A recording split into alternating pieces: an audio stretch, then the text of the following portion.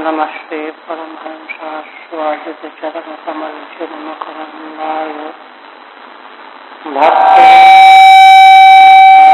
श्री रामचंद्राय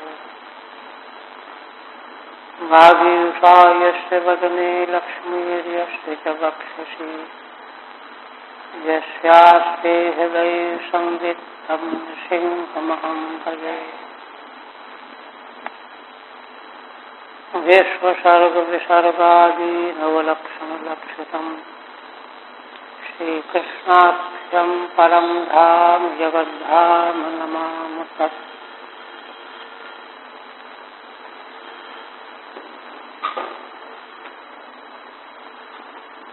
श्रीमद्भागवत के 4 स्कंद पूर्ण हुए और आज पंचम स्कंद प्रारंभ होने जा रहा है।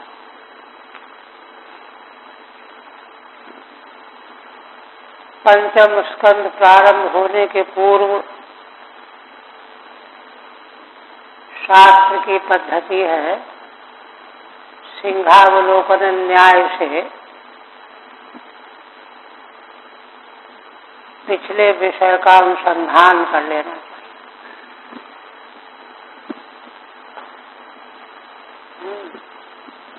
श्रीमद्भागवत के महात्म्य के अनुसार नैमिषारण्य में ऋषियों ने इस बार बहुत ऊंची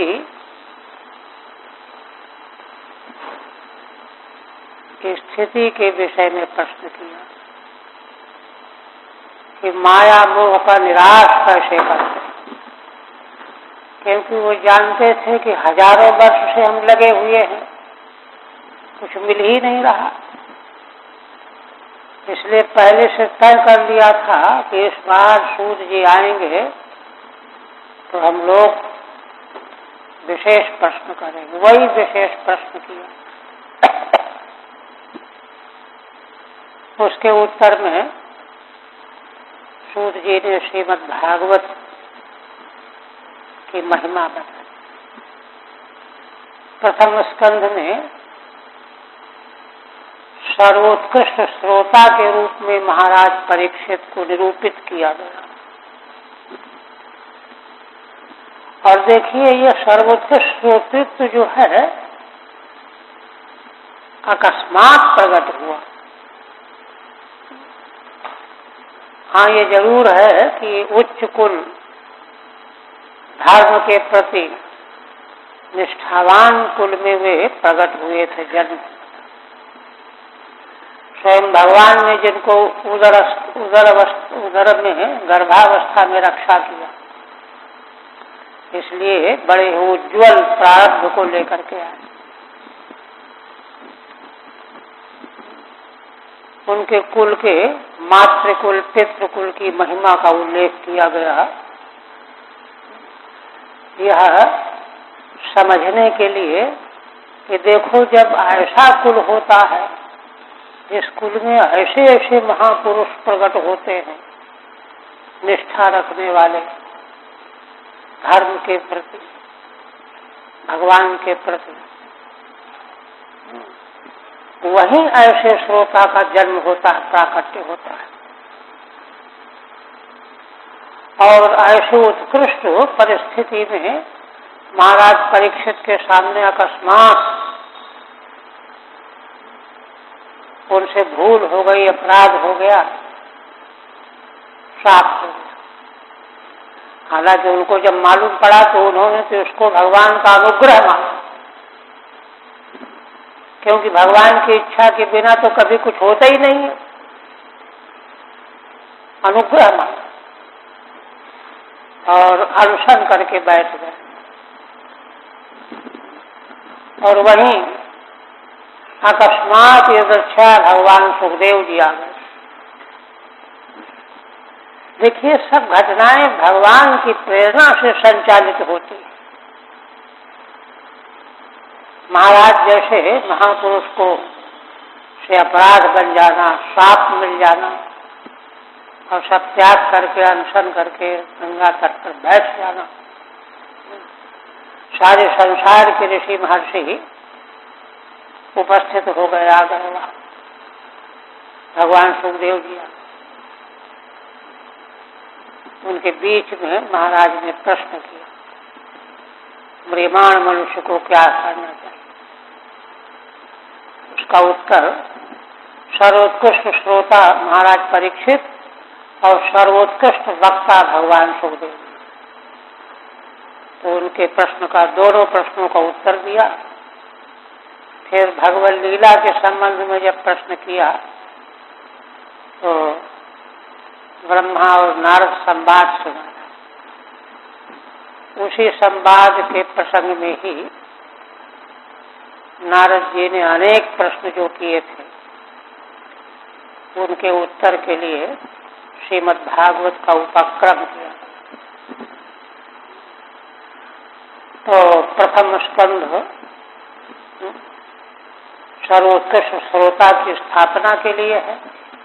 द्वितीय स्कंध में श्रीमद् भागवत का स्वरूप और उसका आरंभ किया गया है।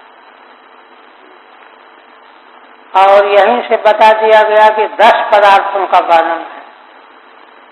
सर्ग विसर्ग स्थान पोषण ऊपी मनमंत्र ईशानुकदा निरोध मुक्ति और आश्रय।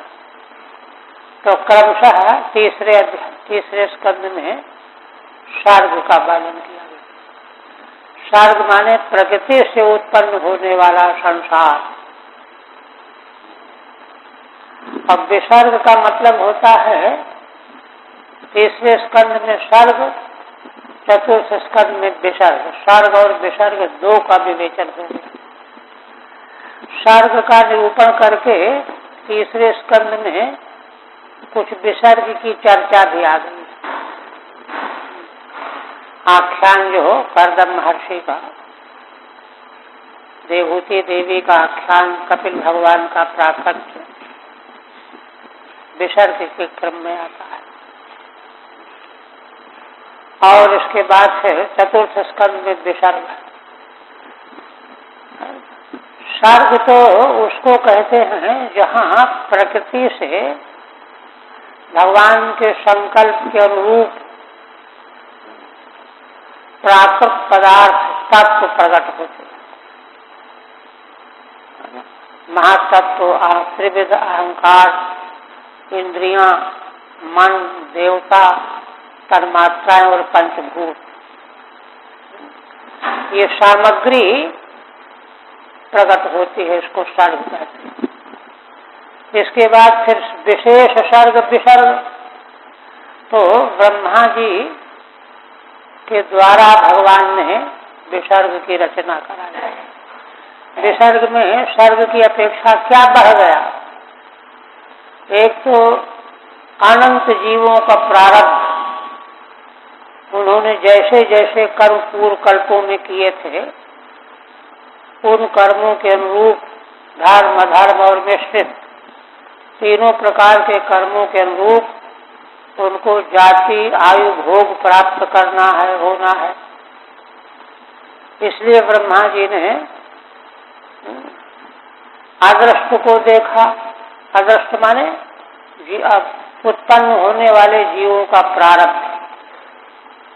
काल तो गुणों में क्षोभ करने वाला रहता ही है। और इस क्रम से ब्रह्मा जी ने विसर्ग की रचना की। और विसर्ग की रचना के प्रसंग में श्रीमद् भागवत के अनुगुण उन प्रसंगों को प्रस्तुत किया गया तीसरे चौथे दोनों स्कंधों में, जो मानव जीवन के लिए अत्यंत महत्वपूर्ण है। मनुष्य जीवन का महत्व उनमें प्रकट किया गया है। मनुष्य होकर के हमको क्या प्राप्त करना चाहिए, किस मार्ग से चलना चाहिए, यह उपदेश के रूप में भी और जीवन के आचरण के रूप में भी ये बातें कही गई। अब इसके बाद सृष्टि के बाद स्थिति, स्थापन, संरक्षण जिसको कहते हैं, उत्पत्ति, स्थिति और संहार तीनों भगवान की ही लीलाएं हैं। भिन्न भिन्न गुणों को स्वीकार करके तीनों लीलाएं भगवान के द्वारा संचालित होती हैं। तो अब सर्ग विसर्ग के रूप में सृष्टि हुई, उस सृष्टि का भगवान किस प्रकार से स्थापन करते है ना। स्थानम, सर्ग विसर्ग स्थान, स्थिति स्थानम स्थिति। क्योंकि कोई उत्तम भवन बनाया जाए और उसको संभाला न जाए तो जल्दी नष्ट हो जाएगा। इसलिए भगवान ने ही लीला के लिए संसार को प्रकट किया या कराया, फिर उसकी भगवान सुरक्षा करते हैं, स्थिति उसकी संभालते हैं। यह प्रसंग 5वें स्कंध में लाया जा रहा है। आप देखिए, श्रीधर स्वामी पहले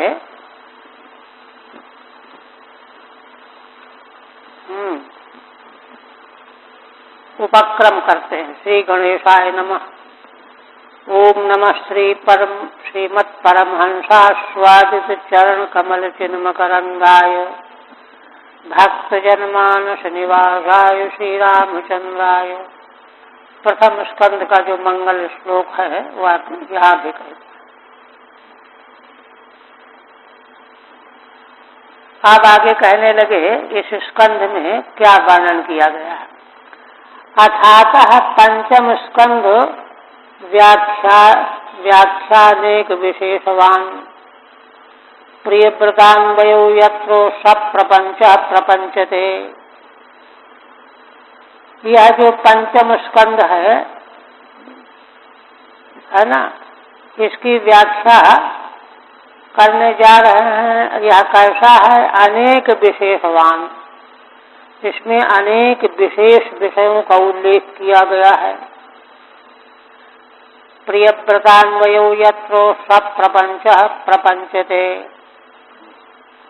इसी पंचम स्कंध में प्रियव्रत के अन्वय माने वंश का बड़े विस्तार के साथ निरूपण किया गया है। 15 अध्याय तक तो महाराज प्रियव्रत जो मनु महाराज के छोटे पुत्र हैं, 2 पुत्र थे ना, प्रथम पुत्र का तो आख्यान हो गया तीसरे स्कंध में। द्वितीय पुत्र जो प्रियव्रत हैं उनके वंश का 15वें अध्याय तक वर्णन किया जाएगा। समग्र स्कंद में 26 अध्याय। वही कहते षड्विंशत्यधुनाध्याय पंचमे स्थान मेर्यते। माने चतुर्थ स्कंध के अनंतर इस पंचम स्कंध में 26 अध्यायों के द्वारा स्थान की विवेचना की गई। भगवान कैसे संसार का संरक्षण करते हैं, स्थिति कैसे करते हैं, और किस तरह से लोक द्वीपादि मर्यादा पालनाख्यमनेकधा। लोक और लोकों के 7 द्वीप आदि से ले लीजिए, ज्योतिष चक्र और पाताल लोक, 3 प्रकार की मर्यादा है। लोक द्वीपादि मर्यादा पालनाख्यमनेकधा, है ना। इन तीनों की मर्यादाओं का पालन कैसे होता है, इसका वर्णन किया गया है पंचम स्कंध में 26 अध्यायों के द्वारा। आगे फिर और स्पष्ट करते हैं। पृथ्वी ऊपर अधोलोकैर मर्यादा त्रिविधा मता।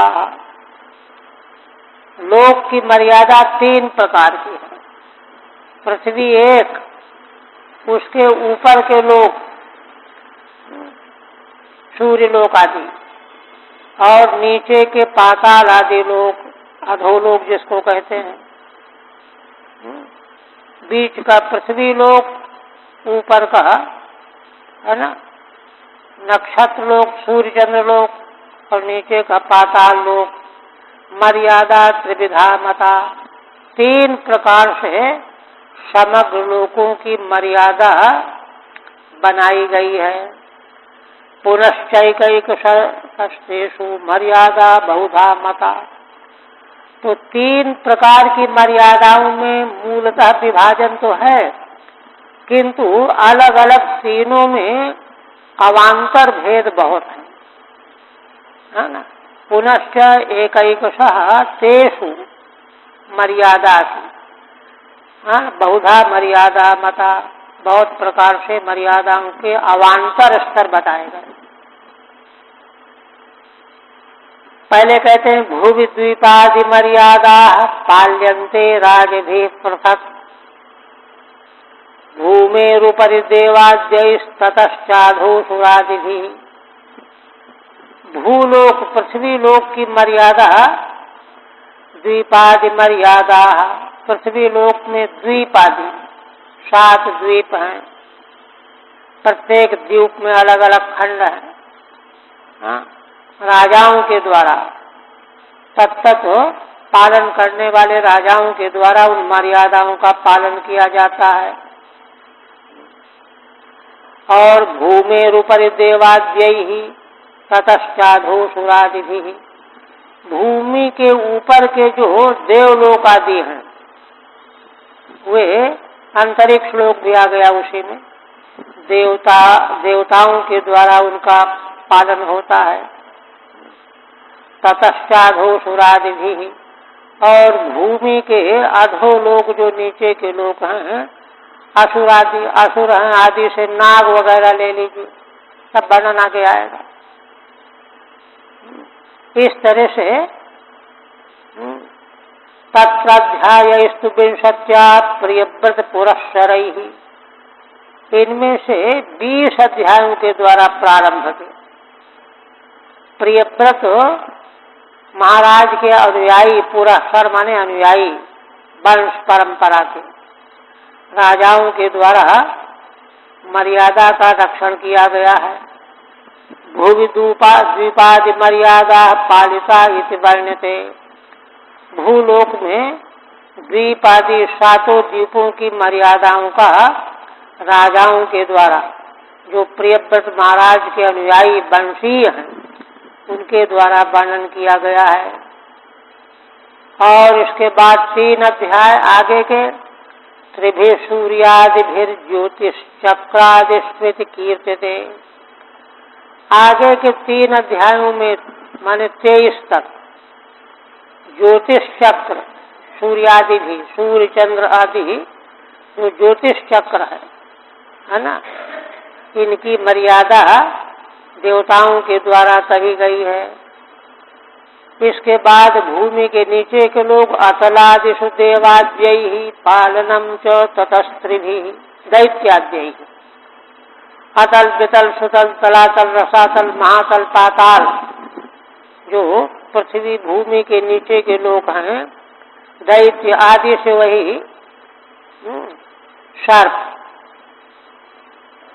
इनके द्वारा 3 अध्यायों में इनका मर्यादा का पालन कहा गया है। तत्र तु प्रथमे अध्याये ज्ञानिनो राज्य निर्वृत्ति, अब प्रथम मर्यादा का जो प्रकरण 20 अध्याय में कहा गया है, उसके प्रथम अध्याय में क्या है। तत्र तु प्रथमे अध्याये ज्ञानिनो राज्य निर्वृत्ति, पुनश्च ज्ञान निष्ठेति प्रियव्रत कथाद्भुता, है ना। इस 26 अध्याय में विभक्त हुए इस पंचम स्कंध के प्रथम अध्याय में ज्ञानी महाराज प्रियव्रत, और फिर उनको यह कहा गया कि उन्होंने राज्य संभाला, राज्य निर्वृत्ति, राज्य की प्राप्ति, और फिर पुनश्च ज्ञान निष्ठेति, पहले ज्ञानी होकर के राज्य संभाला और अंत में फिर ज्ञान निष्ठा प्राप्त की। इस प्रकार से 3 तरह की निष्ठा वाले महाराज प्रियव्रत की अद्भुत कथा का निरूपण किया गया है। यहाँ तक जो है उपक्रम कर दिया। आप कहते हैं महाराज का प्रश्न जो होने जा रहा है उसके पहले कहते हैं प्रश्न क्यों कर रहे हैं। तो श्रीधर स्वामी कहते हैं कि वंश प्रियव्रतस्यापि निबोध नृपसत्तम। पीछे चतुर्थ स्कंद के अंत में भगवान सुखदेव जी ने महाराज परीक्षित को प्रचेताओं का वृत्तांत समाप्त करके उनको मोक्ष प्राप्त करा करके फिर कहने लगे कि महाराज मनु के दूसरे पुत्र प्रियव्रत का चरित्र अब हमसे सुनो। ऐसा कहा पिछले स्कंद के अंत में। यो नारदात आत्मविद्याम अधिगम्य पुनर्महीम। किस विशेषता को लेकर के उनका उल्लेख अपने से कर रहे हैं भगवान सुखदेव जी। कहते हैं कि देखो इन्होंने नारद जी से आत्मविद्या प्राप्त किया और फिर पृथ्वी का शासन किया। पुनर्महीम भुक्त्वा विभज्य पुत्रेभ्य ऐश्वरम समगात पदम, है ना। और 11 अर्बुद वर्षों तक भूलोक का शासन किया और फिर पुत्रों को पृथ्वी का विभाजन करके सौंप करके और पुनः उन्होंने भगवत पद को प्राप्त किया। यह बड़ा उज्ज्वल प्रसंग महाराज प्रियव्रत का अब हम तुमको सुनाएंगे, सुनो। इति पूर्व स्कंधान्ते प्रियव्रतस्य प्रथमम आत्मविद्या। ये ऊपर जो श्लोक कहे गए इस वक्तव्य के द्वारा पूर्व माने पहले के चतुर्थ स्कंद के अंत में भगवान सुखदेव जी ने बताया कि प्रियव्रत ने पहले आत्मविद्या उपलब्ध किया, प्राप्त किया। ततो गृहाश्रम, फिर सदगृहस्थी बने और फिर ततः सर्वसंग त्यागेन मोक्ष इत्युक्तम। फिर सर्वसंग त्याग करके मोक्ष प्राप्त किया, ये कहा। तत्र विस्मित प्रच्छति। प्रियव्रत के संबंध में ऐसी बात सुन करके महाराज परीक्षित बड़े विस्मित हुए, आश्चर्यचकित हो गए। इसलिए यहाँ प्रश्न करने लगे। अब मूल ओम नमो भगवते वासुदेवाय राजोवाच। महाराज प्रश्न करने लगे। प्रियव्रतो भागवत आत्मा राम कथम मुने गृहे अरमत यन्मूल कर्मबंध पराभव। महाराज परीक्षित का प्रश्न ये है कि महाराज प्रियव्रत तो भगवान के भक्त हैं, भागवत हैं, और उसमें भी आत्माराम भागवत भक्त हैं। बहिरंग चेष्टाओं से रहित आत्माराम भगवान में ही रमण करने वाले हैं, उत्कृष्ट भागवत। ऐसे होते हुए भी हे मुने वे घर गृहस्थी में कैसे रमण करने लगे। गृहे अरमत यन्मूला। और स्वयं कहते हैं कि घर गृहस्थी में कैसे रमण करने लगे। कारण क्या है, क्यों पूछ रहे हो? क्या कोई अपराध कर रहे हैं क्या? कहते कर्मबंध पराभव। घर गृहस्थी में लग जाने पर कर्मों का बंधन और आसक्ति के द्वारा पराभव, ये 2 चीजें अनिवार्य हैं। तो जो 2 प्रकार का परिणाम अनिवार्य रूप से गृहस्थी में प्राप्त होने वाला होता ही है, तो वे तो ज्ञानी थे, भगवान के भक्त थे, आत्माराम थे। तो उन्होंने जो ज्ञानी होते हुए भी कैसे यह स्वीकार किया, ये प्रश्न है।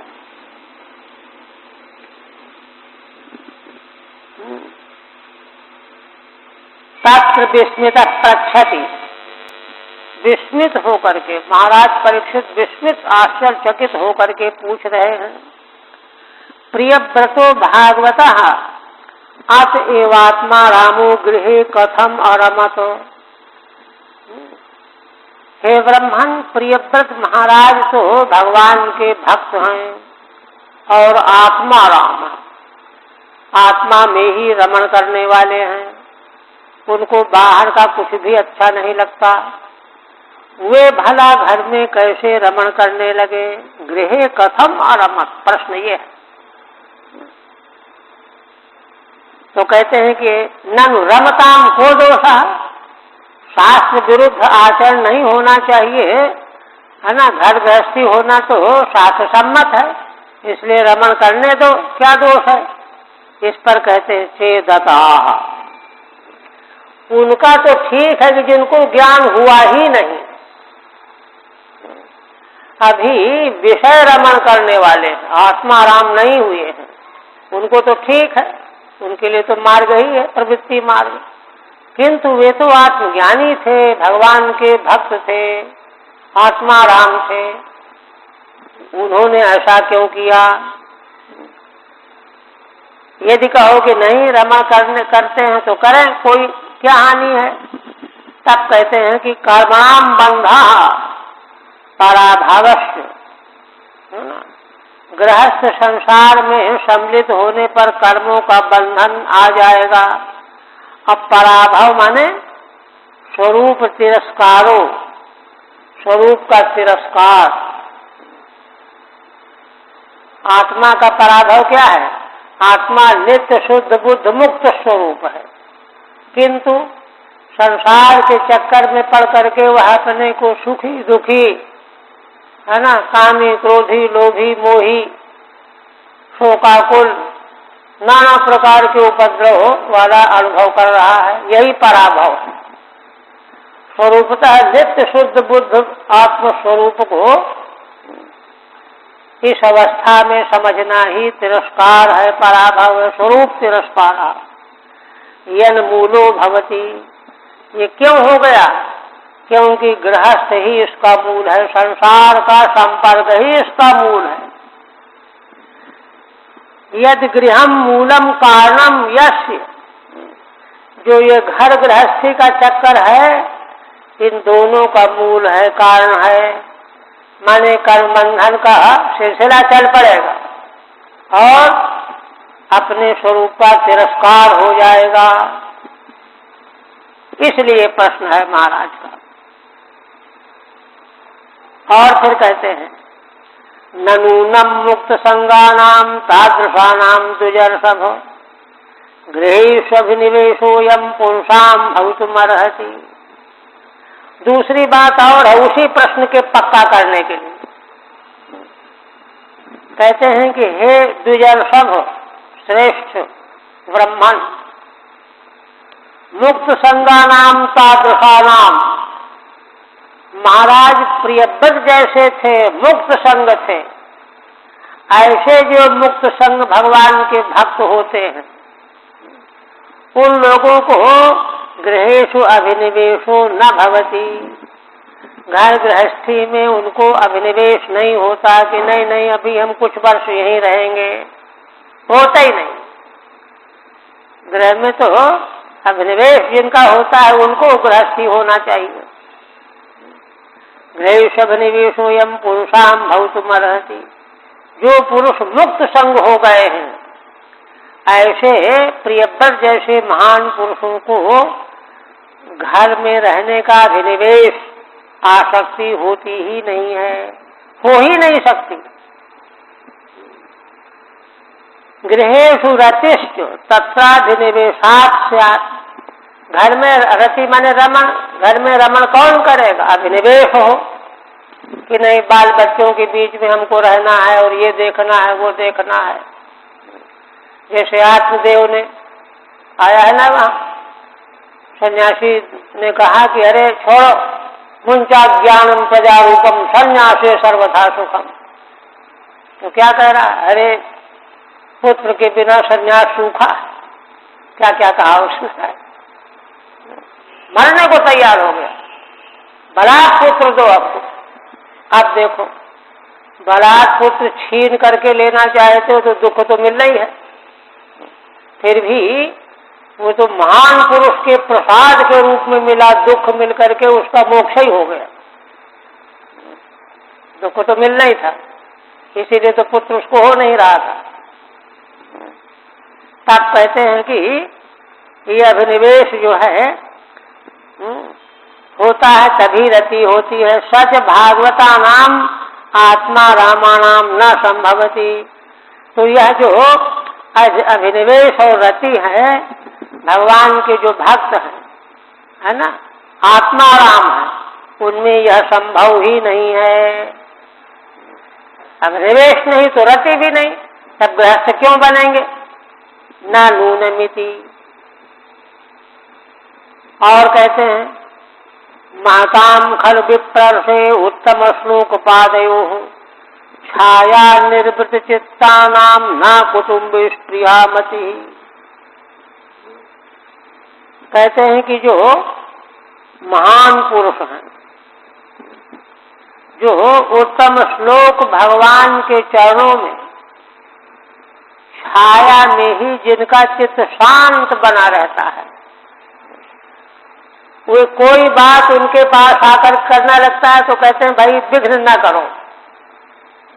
संसार की वार्ता से उनको विघ्न होता है, भगवान के चरणों का स्मरण और ध्यान में उनको बड़ी शांति मिलती रहती है। छाया निर्वृत चित्तानाम, भगवान के चरणों चरण कमल की छाया में जिनका चित्त निर्वृत हो गया है, अत्यंत जो है शांत हो गया है, वे भला संसार के चक्कर में क्यों पड़ने लगे? ना कुटुम्बे स्पृहामति। इसलिए ऐसे महापुरुषों की कुटुंब में स्पृहा रूप मति नहीं होती, कथमपि नहीं स्वीकार करेंगे।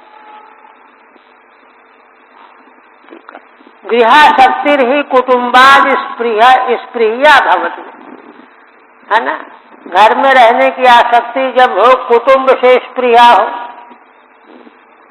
तब होती है। साच तेषाम नास्ति, किंतु उनमें कुटुंबादि के प्रति स्पृहा है ही नहीं। माता मिति, क्यों नहीं होती? उत्तम श्लोक पादयो छाया, श्री भगवान के चरणों की जो छाया है, कामादि संतापहारिणी, वह कामादि सारे संतापों को नाश करने वाली होती है।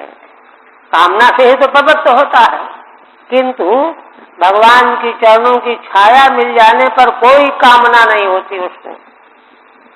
तया निर्वृतम चित्तम, इसलिए भगवान की चरण छाया से जिनका चित्त शांत हो गया है, येषाम तेषाम स्पृहा युक्ता मतिर्नास्ति, उनमें घर की स्पृहा से युक्त बुद्धि नहीं होती। ऐसी स्थिति में संशयोऽयं महान ब्रह्मन् धारागार सुतादिषु सक्तस्य यत्सिद्धिरभूत कृष्णे च मतिरच्युता। अब संशय को गहरा गहरा करके बता रहे हैं कि देखिए, है ना, पुत्र पत्नी आदि में आसक्ति हो तो घर गृहस्थी हो, किंतु वे तो महान पुरुष थे, भगवान की चरणों की छाया में शांति प्राप्त किए हुए थे, उनको कैसे स्पृहामति हो गई? इसलिए मुझे यह बहुत बड़ा संशय है। संशोयम, संशय का कारण एक और भी कह रहे हैं। संशोयम महान ब्रह्मण धारागार सुतादिषु, पत्नी आगार माने भवन, सुत पुत्र, इनके बीच में आसक्त होकर के पहले गृहस्थ बन गया और फिर यत् सिद्धिरभूत, और बाद में फिर उनको सिद्धि मिल गई। कृष्णे च मतिरच्युता। जो मनुष्य स्त्री पुत्र परिवार में आसक्त हो चुका है उसको जल्दी सिद्धि मिलने वाली नहीं होती, और भगवान में ऐसी मति प्राप्त हो जाए कि फिर कभी डिगे नहीं, अच्युता मति, कभी कम न हो, यह भी संभव नहीं है। किंतु महाराज प्रियव्रत में दो तरह की बात आ गई। पहले तो गृहस्थी बने क्यों, और बन जाने के बाद इतनी आसानी से उनको सिद्धि कैसे मिल गई, भगवान में अच्युत मति कैसे प्राप्त हो गई, ये तो उससे भी अधिक कठिन मालूम पड़ रहा है। दाराध्यासक्तस्य तु मोक्षः श्री कृष्ण अस्खलिता मतिश्च अभूदिति। हाँ, आप जैसा कह रहे हैं कि पहले घर गृहस्थी वाले होकर के स्त्री मकान आदि में आसक्त हो गए और फिर मोक्ष पा लिया। भगवान श्री कृष्ण में अस्खलित होने, अस्खलित मति, कभी है ना स्खलित न होने वाली मति प्राप्त हो गई। यदयम च महान संशयित्याह, यह जो है ना ऐसा आप वर्णन कर रहे हैं, इस विषय को लेकर के मेरे मन में महान संशय है, ऐसा कैसे होगा। संशयिति, आप इसका उत्तर देने जा रहे हैं श्री शुकवार। कहते हैं कि राजन तुम्हारा प्रश्न ठीक है अपनी जगह पर। बाढ़मुक्तम भगवता उत्तम श्लोकस्य श्रीमच्चरणारविंद मकरंद रस आवेशित चेतसो भागवत परमहंस दयित कथाम किंचिदंतराय विहताम स्वाम शिवतमाम पदवी न प्रायुर्हिन्वन्ति। कहते प्रश्न तो तुम्हारा ठीक है, किंतु एक बात समझो यहाँ पर। क्या? ये तो ठीक है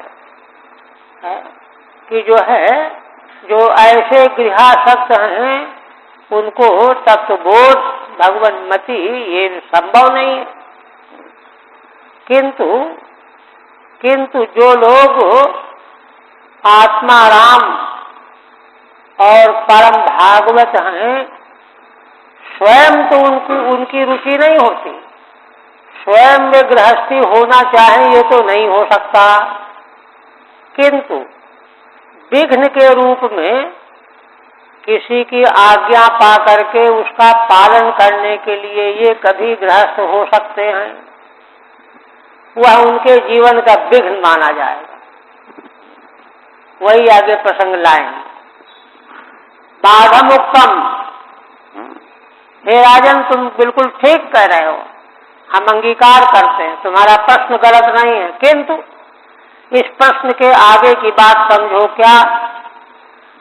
भगवता उत्तम श्लोकस्य श्रीमच्चरणारविंद मकरंद रसे आवेशित चेतसा। उत्तम श्लोक जो भगवान हैं उनके श्री की शोभा से युक्त चरण कमल के मकरंद रस में जिनका चित्त आविष्ट है, सप्तम मंत्र है, आयादेश होकर के या का लोप हो गया। श्रीमच्चरणारविंद मकरंद रसे आवेशित चेतसा, जिनका चित्त डूबा हुआ है भगवान के चरण कमल के मकरंद रस में, उसके बराबरी करने वाला सुख और आनंद तो कहीं है ही नहीं। ऐसे जो भागवत जन हैं उनका भागवत परमहंस दयित कथाम, भागवत कैसे भागवत? परमहंस रूप जो भागवत, परमहंस है ना, भागवत परमहंस, एक केवल भागवत, एक केवल परमहंस, एक भागवत परमहंस, दोनों विशेषण। भागवत परमहंस के प्रिय कौन है? भगवान। भागवत परमहंस के प्रिय हैं भगवान, उनकी कथाएं। जो भागवत परमहंस हैं उनके प्रिय भगवान की कथाएं। परद्वैत कथाम किंचित अंतराय विहताम, है ना। भागवत परमहंसों के प्रिय जो भगवान, उनकी जो मंगलमयी कथाएं, उनमें अगर कभी कोई अंतराय आ गया, विघ्न आ गया, उपद्रव आ गया, है ना, तो भी स्वाम शिवतमाम पदवी न प्रायण हिनुवंती। फिर भी देखिए यहाँ महिमा ये बता रहे हैं कि भगवान की मंगलमयी कथाओं का सेवन जिन्होंने किया है, जो भागवत परमहंस हो गए हैं, उनके जीवन में कुछ विघ्न आ जाए थोड़े समय के लिए, तो भी अपने प्रिय भगवान की कथाओं से वे कभी हट नहीं सकते। विघ्न आया, विघ्न दूर होने के बाद फिर उसी मार्ग में आ जाएंगे। स्वाम शिवतमाम पदवी, वे कथाएं जो हैं अपनी शिवतमाम पदवी माने मार्गम, शिवतम कल्याण प्रदान करने वाला जो मार्ग, न प्रायण हिनुवंती। ऐसे भक्तजन जिनका भगवान के चरणारविंद मकरंद रस में जिन्होंने चित्त को डुबो रखा है, वे भक्तजन, है ना, अपने प्रियतम भगवान की कथाओं का सेवन करने के कारण वे कथाएं ही उनको घुमा फिरा करके फिर उसी मार्ग में ले आती हैं। उन कथाओं के सेवन के प्रभाव से विघ्न चाहे कितना आ गया हो, विघ्न को चकनाचूर करके फिर उसी मार्ग में आ जाएंगे। इसलिए ये शंका मत करो कि गृहस्थी होकर के फिर कैसे भगवान की ओर लग गए।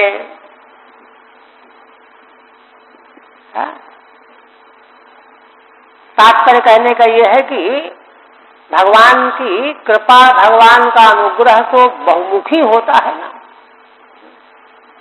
किन्हीं लोगों को विघ्न आ गया तो विघ्न में चकनाचूर हो गए, बेकार हो गए, किसी काम पे न रह गए, लेकिन सबके लिए ऐसा नहीं। अंगीकृत परिहरति बाढ़म अभिनिवेशाधिकम नास्ति सत्य में हो। देखिए दोनों प्रश्नों का उत्तर एक साथ यहाँ हो गया ना। ये तो मान लिया कि महाराज में घर गृहस्थी के प्रति, पुत्र परिवार के प्रति अभिनिवेश नहीं था, किंतु विघ्न बसात उनको उसका सेवन करना पड़ा।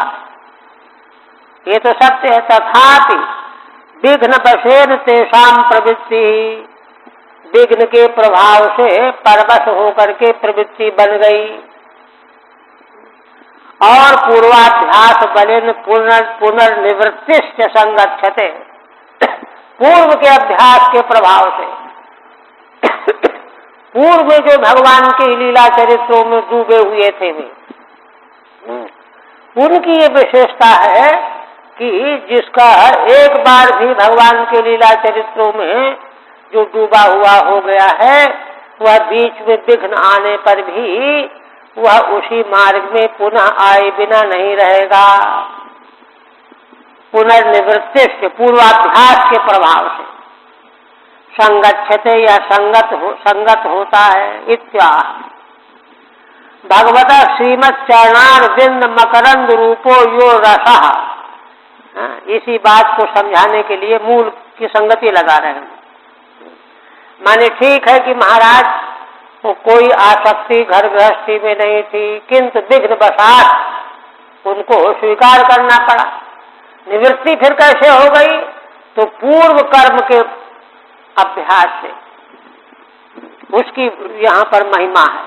पूर्व कर्म वही भगवान की कथाओं की रुचि, ये पूर्व का अभ्यास है।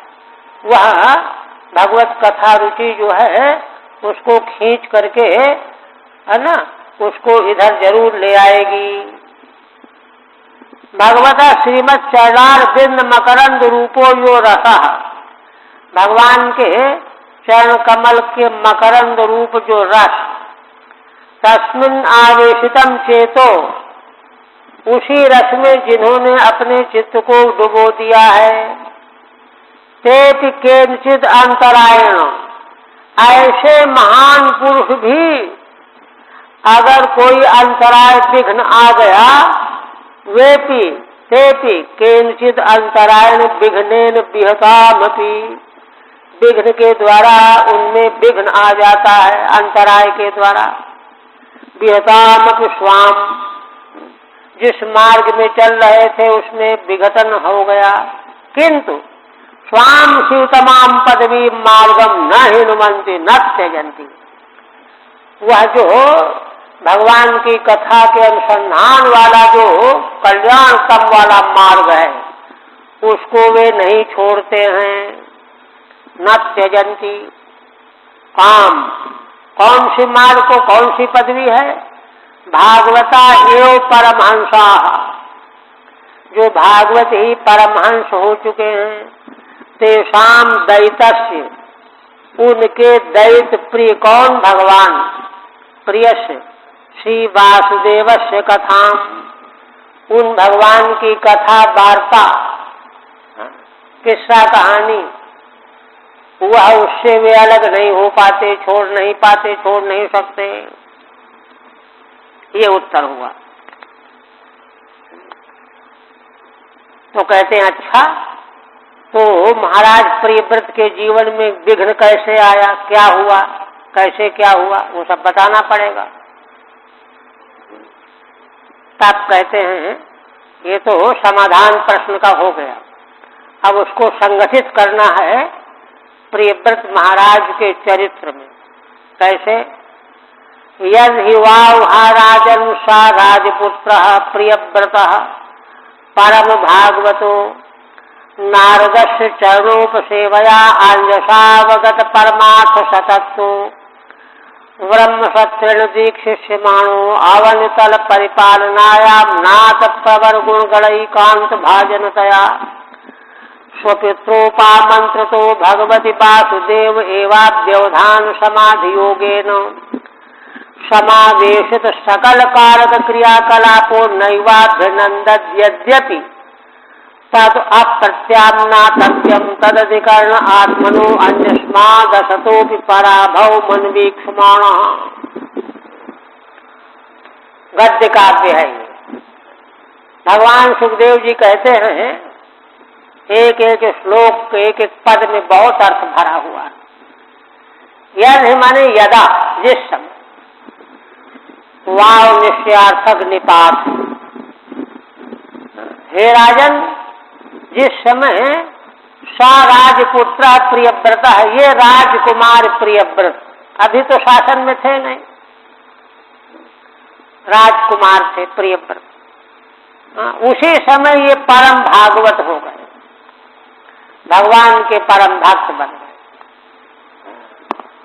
बताइए, और तो बहुत से जो है उत्तान पाद के वंश में तो ऐसे राजाओं का वर्णन आ चुका ना पीछे, कि जिन्होंने राज्य लिया ही नहीं, चले गए छोड़ करके, भगवान को प्राप्त कर लिया, है ना। तो ये तो अभी बालकपन में ही भगवान के भक्त बन गए।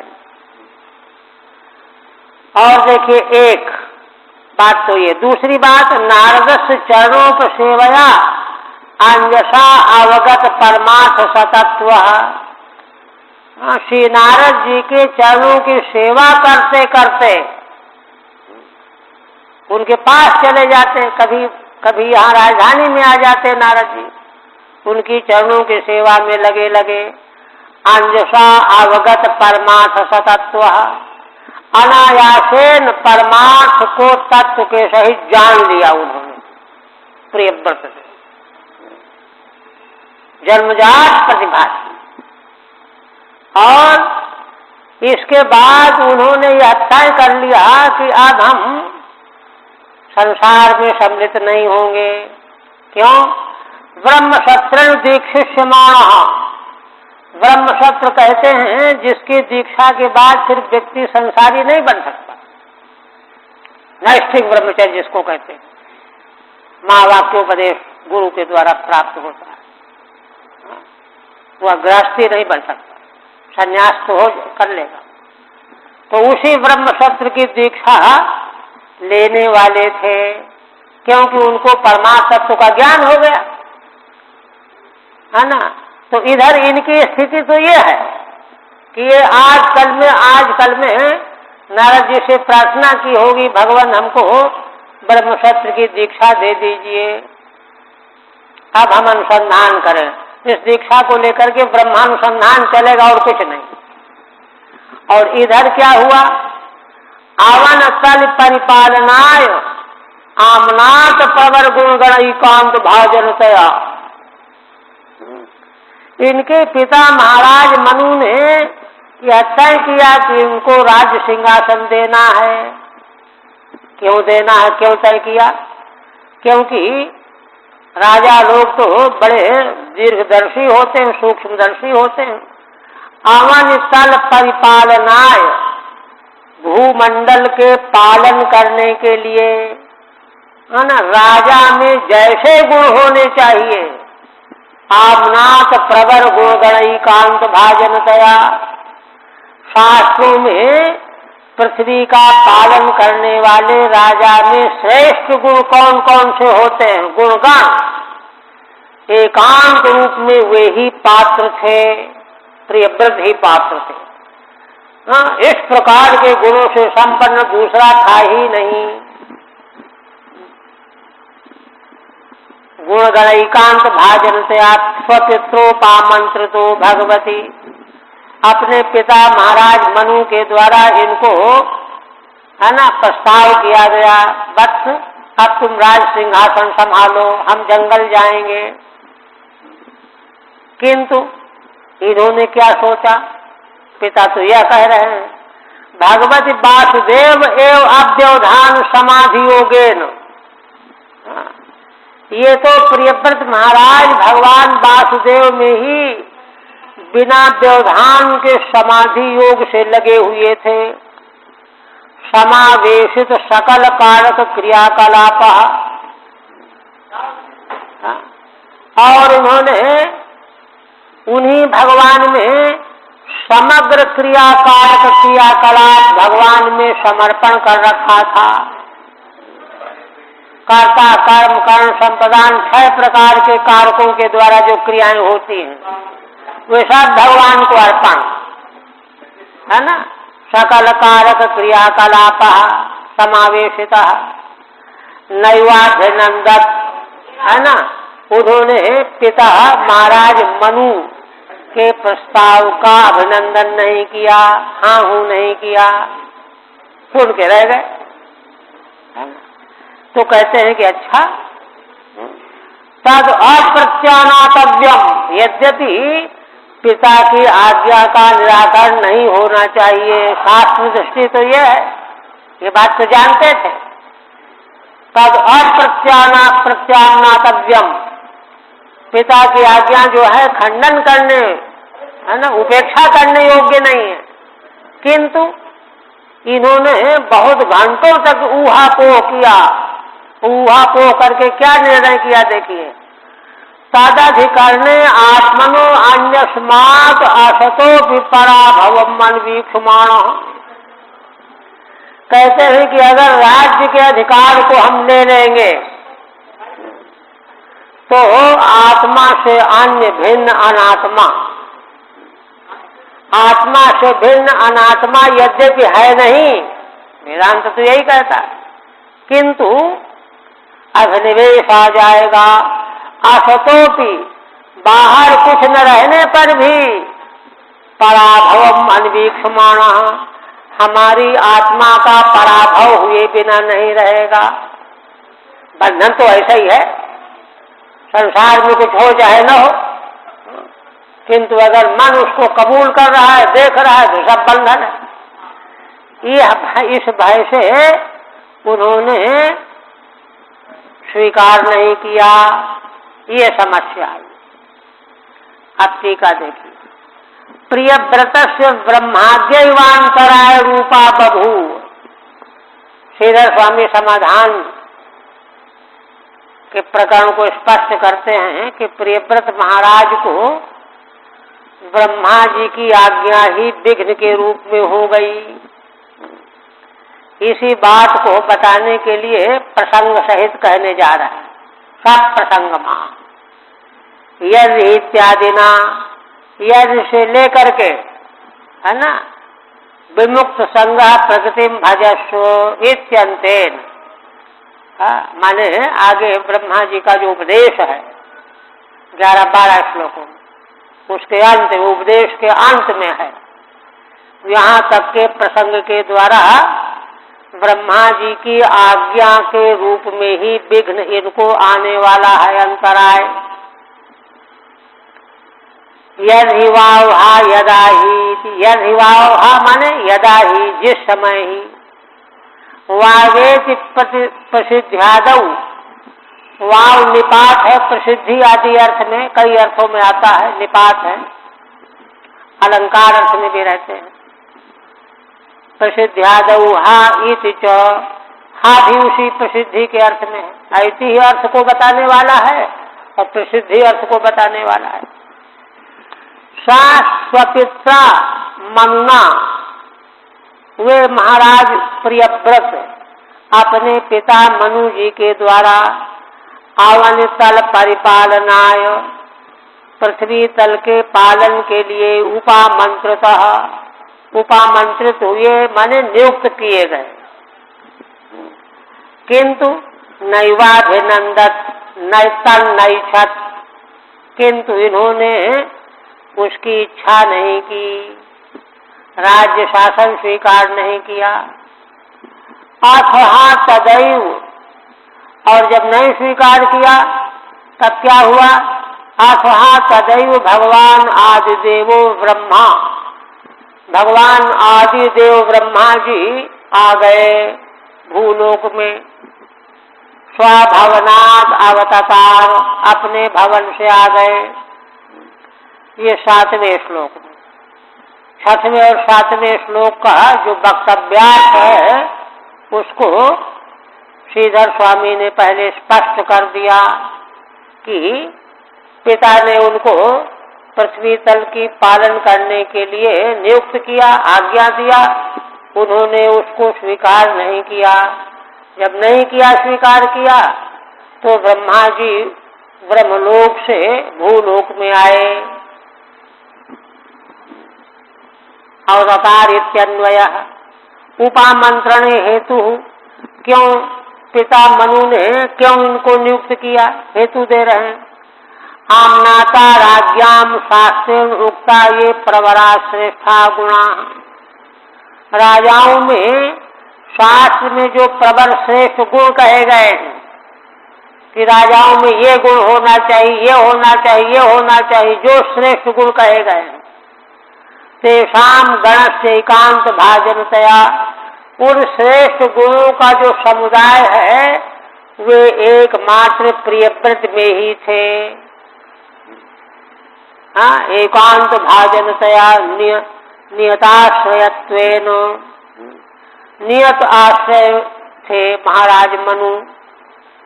किंतु इन्होंने मना फिर क्यों किया? तो अनिच्छा में हेतु बता रहे हैं, क्यों इच्छा नहीं की। परमार्थ सतत्वम आत्म यथात्म अवगतम, क्योंकि इनको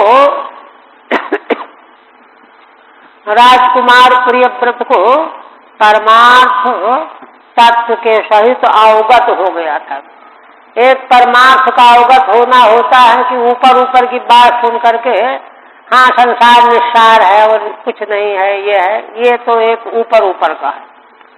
हाँ, किंतु तत्व भी अवगत हो गया हो, इसलिए परमार्थ का भी परिज्ञान हो गया और तत्व का यथार्थ बोध हो गया। तद ये नशा तथा, है ना, जिनको यह हो गया है वे अतो ब्रह्म सत्रेण आत्मध्यानेन कार्येण। इसलिए प्रियव्रत राजकुमार ब्रह्मसत्र माने ब्रह्म का ध्यान, आत्मा का ध्यान, इसी काम में अपने को लगाना चाहते थे। दीक्षिष्यमाणो नियमम गृहीष्यन्, वह नियम विशेष है ना, महावाक्योपदेश लेकर के प्रारंभ करना चाहते थे। अभी किया नहीं था, तैयारी कर रहे थे, मन तैयार हो गया था। प्रागपि वासुदेव एवं समाधि योगेन, और यह नियम तो आगे लेकर के फिर तो ब्रकई लग जाएगा। किंतु इसके पहले भी है ना, भगवान वासुदेव में ही निरंतर समाधिस्थ रहा करते थे। निरंतर समाधि योगेन चित्तैकाग्रेण समावेशितः, चित्र की एकाग्रता के द्वारा समावेशितः समर्पितः सकल कारकाणाम इंद्रियाणाम या क्रिया। क्या समर्पित कर दिया है? सभी कारक माने इंद्रियां, कर्म इंद्रियां, ज्ञान इंद्रियां, इनके जो क्रियाकलाप हैं, तासाम कलापो येन सह, वे सब क्रियाकलाप भगवान वासुदेव में अर्पण कर चुके थे, है ना। यद्यपि तत्पित्रोक्तम न प्रत्याख्येयम, है ना। श्रीधर स्वामी कहते हैं कि यद्यपि प्रियव्रत राजकुमार के मन में यह बात आई कि पिता की आज्ञा का प्रत्याख्यान नहीं करना चाहिए, किंतु तथापि वे डर गए। कहते हैं संकोच करेंगे, प्रत्याख्यान नहीं करेंगे तो गड़बड़ हो जाएगा। क्या गड़बड़ हो जाएगा? तदधिकरणे राज्याधिकारे, राज्य प्राप्त कर लेने पर, राजगद्दी में बैठ जाने पर, असतो मिथ्या भूतादपि, यद्यपि संसार और सारे क्रियाकलाप मिथ्या हैं, किंतु राज्य प्रपंचात आत्मनः, राज्य का प्रपंच मिथ्या होने पर भी आत्मा के लिए पराभव मालोचे नाभ्यनंदत, आत्मा का पराभव हुए बिना नहीं रहेगा। अरे मिथ्या है तो उधर जा क्यों रहे हो? मिथ्या तो दृष्टि प्राप्त करके फिर तो उधर जाना नहीं चाहिए। इसलिए कहते हैं कि अगर मिथ्या तो समझ करके हम इसमें लगेंगे तो राज्य का प्रपंच ऐसा विचित्र होता है कि इससे आत्मा का पराभव हुए बिना नहीं रहेगा, इसलिए मना कर दिया। आप देखिए, अथवा भगवानादिदेव एतस्य गुणसर्गस्य परिबृंहणानुध्यान व्यवसित सकल जगदभिप्राय आत्मयोनि अखिल निगम निजगण परिवेष्टितः स्वभावनादवतार, है ना। आप देखिए यहाँ यह घटना घट गई भूलोक में, किंतु ब्रह्मलोक में ब्रह्मा जी को यह मालूम पड़ गया। वही कहते हैं आथा भगवान आदि देव, इसके अनंतर आदि देव भगवान ब्रह्मा। ब्रह्मा कैसे हैं? एतस्य गुण सर्गस्य परिबृंहणानुध्यान व्यवसित सकल जगत अभिप्राय। ब्रह्मा जी की महिमा बता रहे हैं कि यह संसार है ना, माया के गुणों का ही तो सृष्टि है, गुण सर्ग ही तो है, और इसको फैलाया है ब्रह्मा जी ने, और बना करके इसकी वृद्धि की बड़ी चिंता करते रहते हैं। ये बढ़ता रहे, बढ़िया चलता रहे, खेल होता रहे, परिबृंहणानुध्यान व्यवसित, है ना, वो निश्चित करते हैं कहीं कोई गड़बड़ी न हो जाए।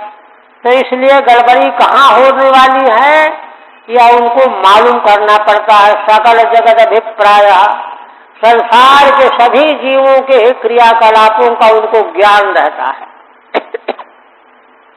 गुप्तचरों के द्वारा, जैसे है ना। अभिप्राय आत्मयोनि ब्रह्मा जी, इसलिए निखिल निगम निज गण परिवेशिता, चल पड़े वहां से ब्रह्मलोक से, उनको जब मालूम पड़ा कि महाराज मनु पुत्र को राज्य देना चाहते हैं, उसने मना कर दिया, ये मालूम पड़ गया उनको। चल पड़े धीरे धीरे, है ना। कैसे? अखिल निगम निज गण परिवेशिता, ब्रह्मा जी के लोक में जो सारे वेद थे वे मूर्तिमान होकर के उनके साथ चल पड़े, और ब्रह्मा के मरीचि आदि पुत्र ये भी उनको घेर करके चारों ओर से चल पड़े। स्वभावना धवताकार, इस तरह से अपने परिकर से घिरे हुए ब्रह्मा जी ब्रह्मलोक से अवतीर्ण हो गए, भूलोक में आ गए। ठीक है। गुण विसर्ग से गुण सृष्टि, यह सारी सृष्टि प्रकृति माया के गुणों का विस्तार है, किंतु इसके परिब्रह्मणम समृद्धि, यह बढ़ती रहे, शुद्ध बनी रहे, सब तद अनुचिंतया, इसकी चिंता ब्रह्मा जी को लगी रहती है। व्यवसिता सकल जगताम अभिप्रायो ये नुसह, इसलिए सारे संसार के प्राणियों के अभिप्राय को वे जानते रहते हैं, कौन क्या सोच रहा है, कौन क्या कर रहा है। तो इसी के आधार पर मनु जी क्या चाहते हैं, जो प्रिय व्रत का क्या मन है। यथा राज्या चारैर मंडले स्वराम अभिप्रायो निश्चयते तद्वत्, जैसे राजाओं के द्वारा अपने गुप्तचरों के द्वारा मंडलेश्वर छोटे छोटे जो देखने के लिए राज्यपाल की तरह से नियुक्त किए रहते हैं, उनका अभिप्राय जानते रहते हैं, निश्चयते तद्वत्, ऐसे ही ब्रह्मा जी सबके बारे में जानकारी रखते हैं, उनको मालूम पड़ गया। अखिलैर निगमैर मूर्तिमद भी वेदै निज गणैश्च, सारे वेद और उनके गण पुत्र आदि ऋषि आदि मरीच्यादि भी परिवर्ता सबके साथ में मिलजुल करके चल पड़े। सत्य लोकादवतीर्ण, सत्य लोक से अवतीर्ण होकर के आ गए, चल पड़े। सात तत्र तत्र, है ना, सात तत्र तत्र गगन तले उदपतिरिव, विमानावल भी अनुपथ ममर परिभ्रढ़ रभि पूज्यमान, पथ पथ च बरूथ सह सिद्ध गंधर्व साध चारणा चारण मुनि गणरूप गीयमानो, गंध मादन द्रोणी मौभाषयन उपसर्प। कहते हैं कि ब्रह्मा जी अपने गणों के साथ जब चले ब्रह्मलोक से, तो मार्ग में आकाश पार करके आना था। तो क्या हुआ कि मार्ग में रास्ते में गगन तले आकाश मंडल में ब्रह्मा जी तो उदपति मानी चंद्रमा के समान है, उनको देख करके सारे विमान में जो देवता लोग थे दौड़ करके आए। विमानावल भी अनुपथम, उनके रास्ते में दौड़ करके आ गए। और अमर पर ब्रढ़ अभिपूजित अभिपूज्यमान, जो श्रेष्ठ देवतागण थे वे रास्ते में आ करके ब्रह्मा जी की पूजा करने लगे। पथ पथ च बरूथ सह, जिधर जिधर से आते थे झुंड के झुंड उनकी पूजा करने वाले आ जाते थे, फूल चढ़ाते थे, उनके चरणों में सिर रखते थे, कोई कोई माला पहना देते थे, ऐसे पूजित होते चले आ रहे थे। कौन कौन पूजा करने वाले आए? सिद्ध गंधर्व साध चारण मुनिगण, ये सब कोई पूजा कर रहे हैं, कोई ब्रह्मा जी का यशोगान कर रहे हैं, है ना। इस तरह से स्तुति सुनते हुए पूजा प्राप्त करते हुए गंधमादन द्रोणीम अवभाषयन उपसर्प, गंधमादन पर्वत की गुफा में, द्रोणी कंदरा में आ गए। उपसर्प, उनमें इतना तेज था कि उस द्रोणी गुफा में प्रकाश फैल गया पर्वत में आते ही। कहते हैं सच ब्रह्मा तत्र तत्र उदपतिश्चंद्रयु, वे ब्रह्मा जी मार्ग में चंद्रमा के समान पूजित होते थे। प्रकाशमानः गंधमादन द्रोणीम, गंधमादन पर्वत की कंदरा में आए, दरीम है ना, अवभाषयन उसको प्रकाशित करते हुए, उपसर्प इत्यन्वय आ गए। राष्ट्र में उनकी पूजा हुई। अमर परिवृढ़ देवेंद्रादि भी, अमरों के देवताओं के समुदाय देवेंद्र इंद्रादिकों ने पूजा की। तत्स्वहावा एवं देवर्षि हंसयानेन पितरम भगवंतम हिरण्यगर्भमुपलभमानः सहसैवोत्थायार्हणेन सह पिता पुत्राभ्याम अवहितांजलिरुपतस्थे। देखिए यहाँ पर्वत पर जहाँ आए, यहाँ क्यों आए? असल में प्रियव्रत यहीं पर अपने गुरु भगवान नारद जी से ब्रह्मशस्त्र की दीक्षा लेने की तैयारी में थे और मनु महाराज उनको राज्य देने की तैयारी में थे।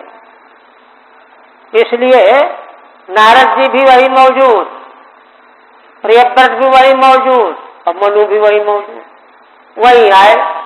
क्योंकि जल्दी से आना पड़ा, क्योंकि वहां बुलवाते तो बड़ा सब इतना समय नहीं था, इसलिए तुरंत चल करके आ गए। वही कह रहे हैं तत्र हवा एवं देवर्षि। वहां आने पर ब्रह्मा जी के देवर्षि नारद जी ने है ना हंसयान से आए हैं, तो हंसयान तो हमारे पिता ब्रह्मा जी का ही है, पहचान गए। पितरम भगवंतम हिरण्यगर्भम, हिरण्यगर्भ ब्रह्मा जी, उपलभमानः समझ गए कि हमारे पिता ब्रह्मा जी आए हैं, हंस भी वही चलते हैं। सहसैवोत्थायार्हणेन सह, सहसा उठ खड़े हुए, पूजन की सामग्री लेकर के दौड़े। और जब नारद जी दौड़े तो पिता पुत्र प्रियव्रत और मनु भी दौड़े।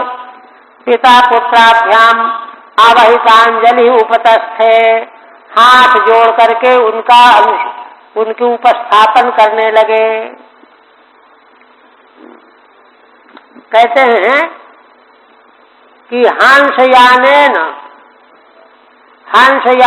उपलक्षणेन, हंसयान उपलक्षण है, क्योंकि हंसयान तो ब्रह्मा जी का और किसी का थोड़ा ही है। एनम पितरम उपलभमानः, उसी उपलक्षण के द्वारा ये तो हमारे पिता ब्रह्मा जी हैं, प्राप्त कर लिया। मत पिता अयमित लक्षण, ये हमारे पिता हैं, लक्षित करते हुए। पिता पुत्राभ्याम मनु प्रियव्रताभ्याम, मनु और प्रियव्रत इन दोनों के साथ सह नारद कृतांजलि, नारद जी हाथ जोड़े हुए सहसैवाभ्यु उत्थायार्हणेन पूजया सहोपतस्थे तुष्टाव। जल्दबाजी में दौड़ करके आए, भगवान ब्रह्मा की पूजा करके और उनका उपस्थान करने लगे, माने स्तुति करने लगे। उपस्थान स्तुति। प्रियव्रतम तदा मंदर द्रोण्याम नारद उपदिशति। प्रियव्रत को उस मंदराचल की द्रोणी में नारद जी उपदेश करने वाले थे।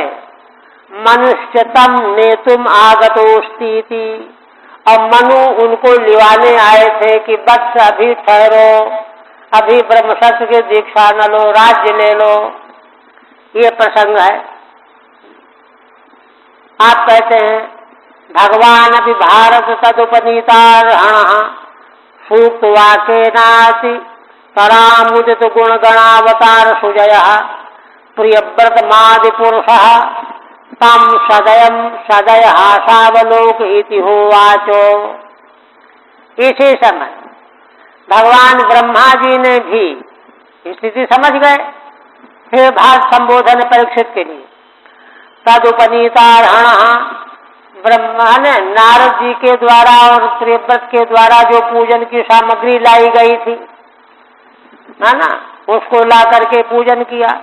और सूक्त वाक्येन अतितराम उदित गुणगणावतार सुजयः, वैदिक सूक्त वाक्यों के द्वारा भगवान ब्रह्मा जी के गुणगणों का निर्वचन किया गया।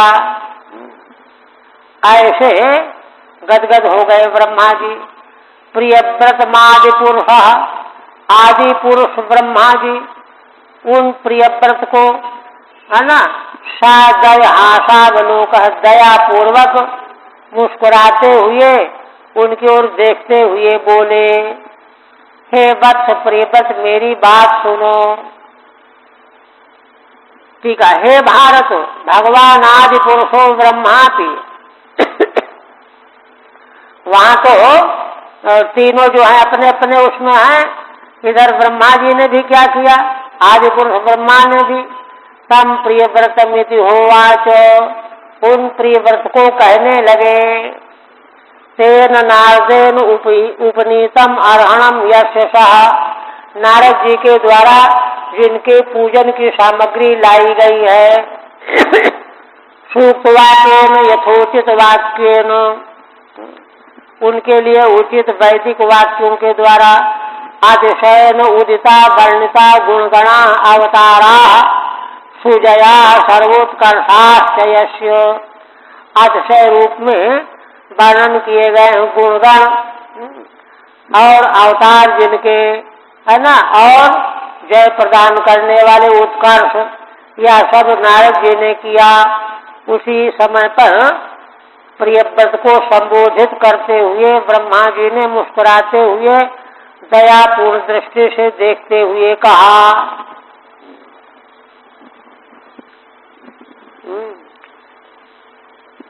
क्या कहते हैं देखिए, श्री भगवान उवाच, ब्रह्मा जी,